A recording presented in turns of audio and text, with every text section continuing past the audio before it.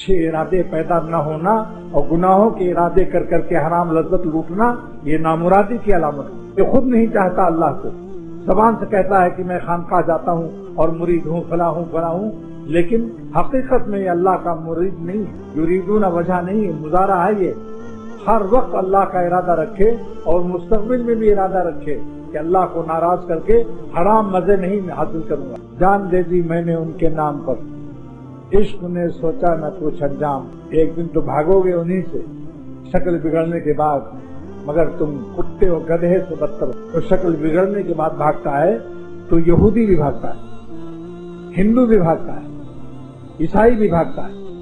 اللہ والوں کا یہ بلند ارادہ ہوتا ہے کہ عین جوانی چڑھی ہوئی نہایت ہی حسین اس کو نظر نہیں ڈالتا اور دل پر غم اٹھا لیتا ہے۔ یہ غم اللہ کے دوستوں کی غذا ہے اور یہ نصیبے اولیاء